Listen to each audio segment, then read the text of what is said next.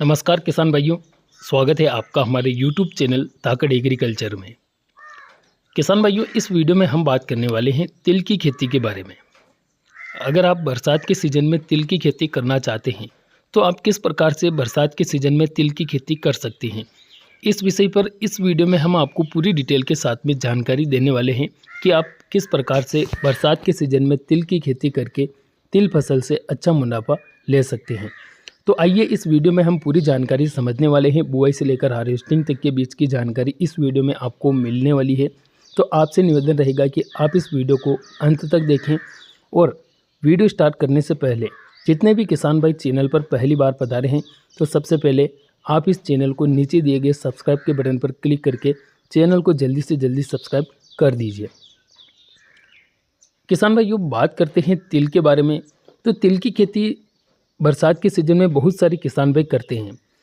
अगर आप बरसात के सीज़न में तिल की खेती करते हैं तो आप कम समय में अच्छा मुनाफा तिल की फसल से ले सकते हैं। अब बिना देरी के वीडियो की शुरुआत करते हैं। सबसे पहले हम बात करेंगे तिल फसल में खेत की तैयारी को लेकर। खेत की तैयारी, चाहे आप कोई सी भी फसल लगा रहे हैं, सबसे पहले आपको अपने खेत की अच्छी तरीके से हकाई जुताई करके कूली पाटा करके तैयार करना पड़ता है। किसान भाइयों, तिल के बारे में बात की जाए तो तिल की फसल एक तिलहनी फसल है और तिलहनी फसलें जितनी भी होती है उनको सल्फर की काफ़ी ज़्यादा आवश्यकता होती है। तो सबसे पहले तो जब आप खेत की तैयारी करते हैं, हकाई जुताई करते हैं, तो अपने खेत में गोबर की खाद 1 से 2 ट्रॉली प्रति एकड़ के हिसाब से डालकर हकाई जुताई कर लीजिए। अंत में आप अपने खेत में सिंगल सुपर फास्फेट लगभग 150 किलोग्राम यानी कि 3 कट्टे सिंगल सुपर फास्फेट प्रति एकड़ के हिसाब से ज़रूर डालें। सिंगल सुपर फास्फेट मिट्टी को भुरभुरी बनाता है, साथ ही साथ हमारी खेत में कैल्शियम, फास्फोरस और सल्फर की पूर्ति शुरुआत में ही कर देता है। तो आप यह काम करके अपने खेत को समतल बना लीजिए। इसके बाद में आता है बुआई का समय। किसान भाइयों, बुआई के अनुकूल समय की बात करें तो आप जुलाई महीने में तिल की बुआई कर सकते हैं।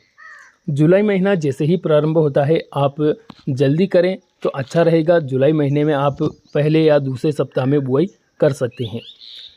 इसके लिए अगर उपयुक्त मिट्टी की बात करें तो किसान भाइयों, आप हर एक प्रकार की मिट्टी में इसकी खेती कर सकते हैं, क्योंकि मैंने खुद ने देखा है हमारे एरिया में जो तिल की फसल लगाई जाती है वो अक्सर लाल मिट्टी में लगाई जाती है। मतलब लाल मिट्टी से मतलब है कि जिसमें कंकड़ मिश्रित मिट्टी होती है, उस मिट्टी में अधिकतर किसान भाई इसकी खेती करते हैं। तो आप हर एक प्रकार की मिट्टी में इसकी खेती कर सकते हैं। अगर इसके लिए सूटेबल तापमान की बात की जाए तो तापमान न्यूनतम 22 डिग्री से लेकर अधिकतम 35 डिग्री सेल्सियस के बीच में तापमान की आवश्यकता होती है। किसान भाइयों, अगर तिल की फसल के लिए रासायनिक खादों की बात करें, मतलब बुआई के समय पर जो हम रासायनिक खाद डालते हैं उसके बारे में बात करें, तो आप 20 से 25 किलोग्राम DAP खाद डालें।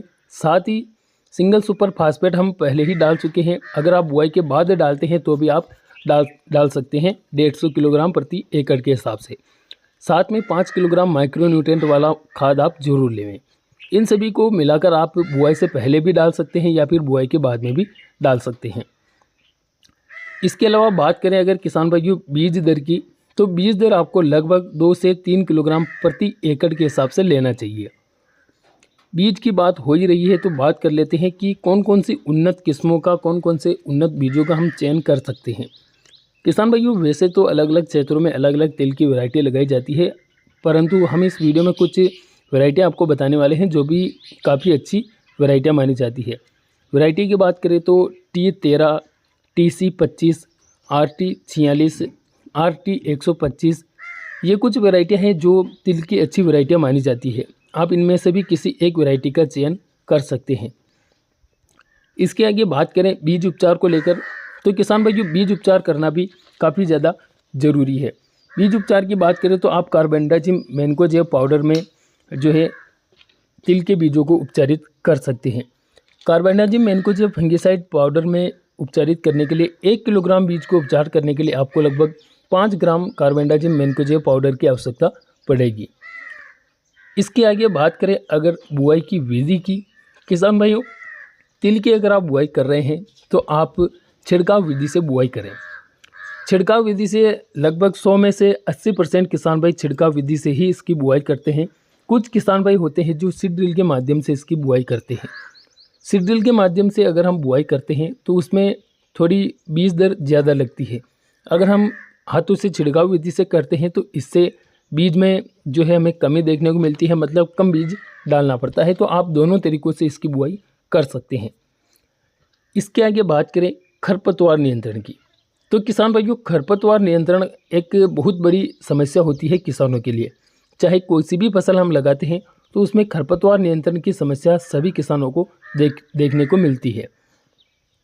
तिल में अगर खरपतवार नियंत्रण की बात की जाए तो इसमें आप निदाई गुड़ाई के माध्यम से ही खरपतवार नियंत्रण करें। अगर आप रासायनिक दवाओं का उपयोग करेंगे तो इससे फसल को भी झटका लगता है, और ख़ास तौर पर तिल की फसल के लिए कोई ऐसी बढ़िया हर्बिसाइड आती नहीं है। तो आप निदाई गुड़ाई के माध्यम से ही इसमें खरपतवार नियंत्रण करें तो अच्छा रहेगा। किसान भाइयों, बात करते हैं अगर इसमें लगने वाले कीटों की रोकथाम की, तो इसके अंदर तना छेदक हरी इल्ली, तना छेदक इल्ली, फली छेदक इल्ली, जड़ गलन, ये कुछ मेन समस्या होती है जो इसके अंदर दिखाई देती है। तो इसके लिए हमें समय समय पर स्प्रे करने की आवश्यकता है। समय समय से मतलब ये है कि जब हमारी फसल 30, 35 या 40 दिन के आसपास होती है तो उस टाइम पर आप किसी सस्ती इंसेक्टिसाइड दवा का स्प्रे कर सकते हैं। बाद में आपको इतना ज़्यादा स्प्रे या फिर इसमें इतना ज़्यादा खाद डालने की भी आवश्यकता नहीं है। अगर किसान भाइयों बात करें उत्पादन की, तो अगर आप अच्छी तरीके से खेती करते हैं तो आप लगभग 7 से 8 क्विंटल प्रति एकड़ तक तिल फसल से उत्पादन ले सकते हैं, अगर आप उचित तरीके से खेती करें तो। वरना अगर इसका न्यूनतम उत्पादन देखें तो न्यूनतम उत्पादन आप 5 से 6 क्विंटल तक इसका प्रति एकड़ तक उत्पादन निकाल सकते हैं। किसान भाइयों, अगर तिल की मार्केट रेट की बात की जाए तो जब हम मंडी में इसको बेचने के लिए ले जाते हैं तो उस समय पर इसकी जो रेटें होती है वो 6,000 से लेकर 10, 11, 12,000 रुपये प्रति क्विंटल तक देखने को मिलती रहती है। तो एक तरफ से देखा जाए तो तिल की फसल से भी किसान भाई अच्छा मुनाफा कमा रहे हैं।